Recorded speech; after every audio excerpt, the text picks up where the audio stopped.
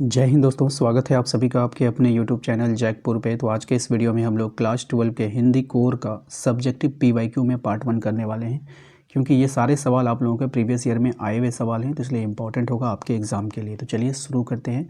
Channel पे जो लोग पहली बार आएँ सब्सक्राइब कर लीजिएगा, बेल आइकन को प्रेस कर लीजिए ताकि आने वाली हर एक वीडियो का नोटिफिकेशन आपके मोबाइल पर मिलता रहे। पहला सवाल देखिए, कह रहा है कि बच्चे किस बात की आशा में नीड़ों से झांक रहे होंगे। तो बच्चे इस आशा में झांक रहे हैं कि उनके माता पिता भोजन लेकर आने वाले हैं। ठीक है। रोमांचित शरीर का संगीत का जीवन के लय से क्या संबंध है। देखिए, मन और शरीर का आपसी तालमेल होने पर ही जीवन में आनंद आता है। जब मन काम में लगा रहता है तब तन्मयता आती है और जीवन की लय बनी रहती है, यानी कि दोनों का तालमेल होना बहुत ज़रूरी है। दिशाओं को मृदंग की तरह बजाने का क्या तात्पर्य है। देखिए, जब बच्चों के पैर छत पर पड़ते हैं तो उनकी पद चाप मृदंग जैसी ध्वनि करती है, जो उनके दौड़ने की दिशाओं में गूंजती है। देखोगे बच्चे जब जो है छतों पे दौड़ते हैं तो आपको मृदंग की तरह सुनाई देगा। कहानियों के किन किन मोड़ों पर लूटने के जीवन में क्या क्या परिवर्तन आए। लूटन के जीवन में क्या क्या परिवर्तन आए। ठीक है। देखिए, बचपन में ही माता पिता की मृत्यु हो गई और उसका पालन पोषण उसकी विधवा सास ने किया।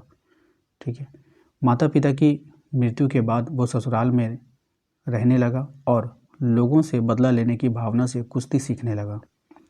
राजा ने उसे राज पहलवान घोषित किया और उसके परिवार का खर्च उठाया। और पत्नी की मृत्यु के बाद बच्चों की जिम्मेदारी उस पर आ गई। राजा की मृत्यु के बाद उसे पद से हटा दिया गया। तब वह गांव में रहकर बच्चों की कुश्ती सिखाने लगा और अकाल और बीमारी के कारण उसके दोनों पुत्रों की मृत्यु हो गई और अंत में वह स्वयं भी मर गया। ठीक है। तो ये था उसकी पूरी कहानी। शिरीष के पुष्प को शीत पुष्प क्यों कहा जाता है। देखिए, शिरीष के फूल बहुत कोमल होते हैं, उसके जो पुष्प होते हैं बहुत कोमल होते हैं और हल्के भार से झड़ जाते हैं, जबकि उसका फल कठोर होता है और अपनी जगह बनाए रखता है। इससे पता चलता है कि कोमलता की रक्षा के लिए कभी कभी कठोरता भी जरूरी है। नेक्स्ट है क्वेश्चन नंबर 6। कवि बादलों को किस रूप में देखता है। तो बादल राग कविता में कवि ने बादलों को क्रांति के प्रतीक के रूप में देखा है और उन्हें मजदूरों के शोषण से जोड़ा है। ठीक है, इसको इतना याद रखिएगा। लूटन पहलवान ने ऐसा क्यों कहा होगा कि मेरा गुरु कोई पहलवान नहीं, यही ढोल है। क्यों कहा होगा। देखिए, लूटन का कोई गुरु नहीं था। वह ढोल की आवाज़ के आधार पर ही अपनी शक्ति और दांव पेच की परीक्षा करता था। उसी पर कुश्ती लड़ता था और अपने शिष्यों को भी ढोल की ध्वनि पर ध्यान देने के लिए प्रेरित करता था। इसलिए उसने ढोल को ही अपना गुरु मान लिया। ठीक है। क्वेश्चन नंबर 8 पे आइए। इसमें कह रहा है कि जूझ शीर्षक के औचित्य पर विचार करते हुए यह स्पष्ट करे कि क्या यह शीर्षक कथानायक की किसी केंद्रीय चारित्रिक विशेषता को उजागर करता है। ये क्वेश्चन आपके 2025 में आया हुआ है। देखिए, जूझ का अर्थ है संघर्ष। मनुष्य जीवन भर परिस्थितियों और समस्याओं से लड़ता रहता है। लेखक ने बचपन से ही कठिनाइयों का सामना किया, खेती का कठोर काम किया, पढ़ाई में बाधाएं आई और कई परेशानियां झेली। इसलिए यह शीर्षक नायक की संघर्षशील प्रवृत्ति को उजागर करता है। रस का अक्षय पात्र से कवि ने रचनाकार की किन विशेषताओं की ओर संकेत किया है।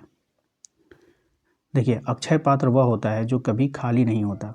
कवि ने कविता को ऐसा ही बताया है क्योंकि कविता से मिलने वाला आनंद देश काल की सीमाओं से परे होता है और पाठकों को हमेशा नई अनुभूति देता है।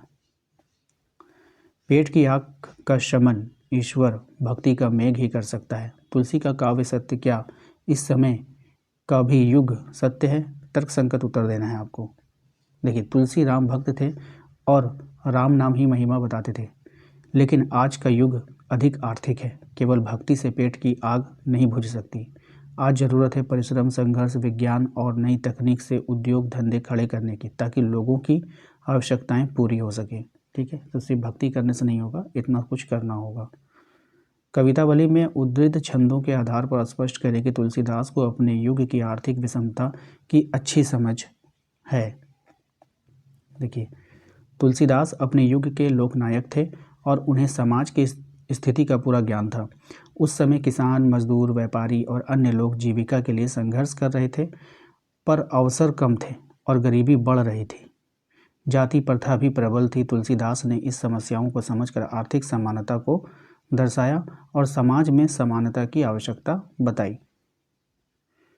नेक्स्ट देखिए, जहाँ दाना रहता है वहीं नादान भी होते हैं। कवि ने ऐसा क्यों कहा होगा? ध्यान से सुनिए, समझिएगा।